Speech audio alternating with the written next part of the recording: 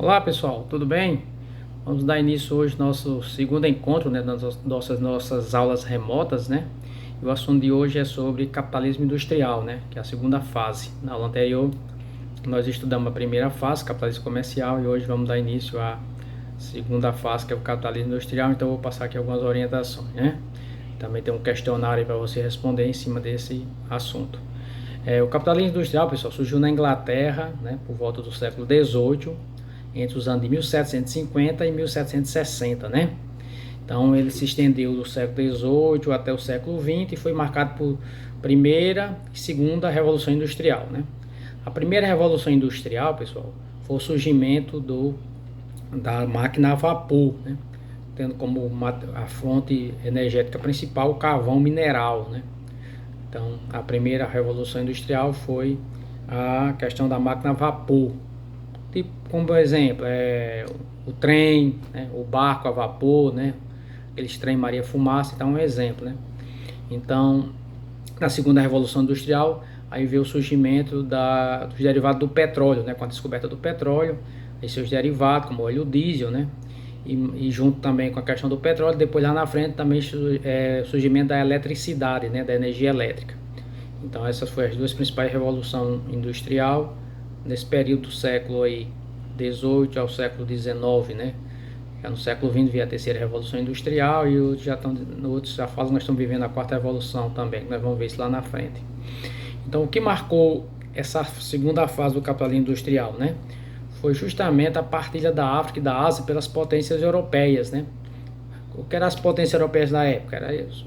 Espanha, Inglaterra, Portugal, a França, né? A Alemanha.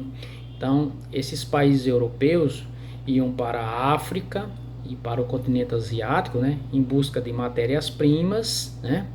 Recursos minerais que é abundante nessa região, né? Nesses continentes. E também utilizava a mão de obra escrava, né? Para a questão do trabalho, né? Então, as potências europeias tinham interesse por isso. Tinha a matéria-prima abundante nesses continentes e também a força de trabalho. A Revolução Industrial, pessoal, modificou todo o sistema de produção, pois colocou a máquina para fazer o trabalho que antes era feito pelo homem, né? Pelos artesãos.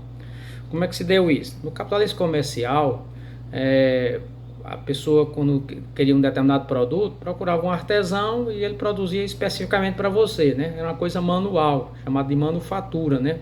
Porque era feito pelas próprias mãos dos artesãos. Com o surgimento da Revolução Industrial, né, das máquinas, o trabalho passou a ser através da maquinofatura, né? Maquinofatura quer dizer, aquela produção era feita pelas máquinas e com certeza, né, a consequência disso foi o aumento da produção. Então, você antes, no capitalismo comercial, você encomendava através de um artesão, então por isso chama manufatura. Com a Revolução Industrial, o surgimento da máquina, então passou a ter uma produção muito maior, a maquinofatura. Um exemplo que vou dar, por exemplo, um TA, né? Um TA é um equipamento para produzir tecido. Então no TA manual, lá no capitalismo comercial, né? A produção era muito mais lenta, né? Porque você ia lá no artesão, ele tinha um TA manual e ia produzir um determinado tecido. Já na Revolução Industrial, o TA passou a ser mecânico, né? Então, com o TA mecânico, a produção aumentou muito mais, né? A produção era muito mais rápida.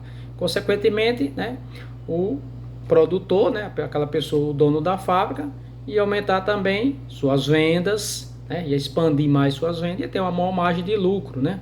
Porque a produção acontecia com mais rapidez, certo? Então, uma das mudanças básicas da primeira para a segunda fase, né, foi que os produtos passaram a ser industrializados, né?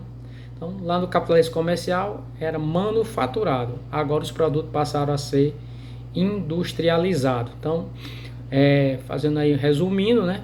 Então, nessa fase, as colônias interessavam as metrópoles, né? No caso, as metrópoles, as potências europeias, por causa de duas coisas: as fontes de matérias-primas e a sua força de trabalho.